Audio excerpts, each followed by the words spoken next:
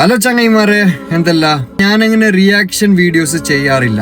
ഈ വീഡിയോ കണ്ടപ്പോ ചെയ്യണമെന്ന് തോന്നി. കാരണം എന്ന് വെച്ചെങ്കിൽ കേരള സ്റ്റോറി എന്ന് പറഞ്ഞിട്ട് ഇപ്പൊ ഭയങ്കരമായിട്ട് റീൽസിലൊക്കെ ഓടിക്കൊണ്ടിരിക്കുന്നല്ലേ. കേരള സ്റ്റോറിയുടെ ഒരു ട്രെയിലർ വന്നിട്ടുണ്ട്, ഒരു മൂവിയുടെ. അപ്പൊ അതിൽ കേരളത്തെ ജനങ്ങളെ തെറ്റിദ്ധരിപ്പിക്കുന്നതായിട്ടുള്ള കുറെ രംഗങ്ങളൊക്കെ ഉണ്ട്. അപ്പൊ പുറത്തുള്ള ആൾക്കാർ കേരളത്തെ ജനങ്ങൾ ഇങ്ങനെയാണ്, അവരത്ര മോശമാണ്, അങ്ങനെയൊക്കെയുള്ള കാര്യങ്ങളാണ് പ്രചരിച്ചുകൊണ്ടിരിക്കുന്നത്. റിയൽ കേരള സ്റ്റോറി എന്തെന്ന് ഞാൻ നിങ്ങൾക്ക് കാണിച്ചു തരാം. ആദ്യം നിങ്ങൾ ഈ വീഡിയോ ഒന്ന് കാണും. ഓക്കെ. കൊച്ചി മെട്രോ പില്ലറിൽ കഴിഞ്ഞ ദിവസം കുടുങ്ങിയ പൂച്ചയെ താഴെ ഇറക്കാനുള്ള രക്ഷാപ്രവർത്തനം തുടങ്ങിയിരിക്കുകയാണ്. ശ്യാംകുമാർ ചേരുന്നു. ശ്യാം, ഇപ്പോൾ എങ്ങനെയാണ് നടപടികൾ? എന്തൊക്കെ സന്നാഹങ്ങളാണ് കൊണ്ടുവന്നിട്ടുള്ളത്?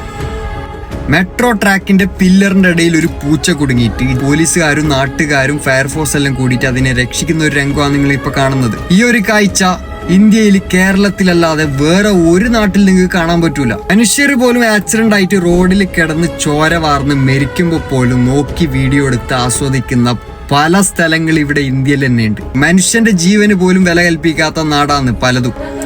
ഇങ്ങനെയുള്ള അവരുടെ നാടിന്ന് നമ്മളെ കേരളത്തിനെ കുറിച്ച് ഇങ്ങനെ നെഗറ്റീവ് ഒക്കെ സ്പ്രെഡ് ചെയ്തിട്ട് റിയൽ കേരള സ്റ്റോറി എന്നൊക്കെ പറഞ്ഞിട്ട് ഭയങ്കര മോശമായിട്ട് തെറ്റിദ്ധരിപ്പിക്കാൻ എന്ത് യോഗ്യതയാണ് അവർക്കുള്ളത്?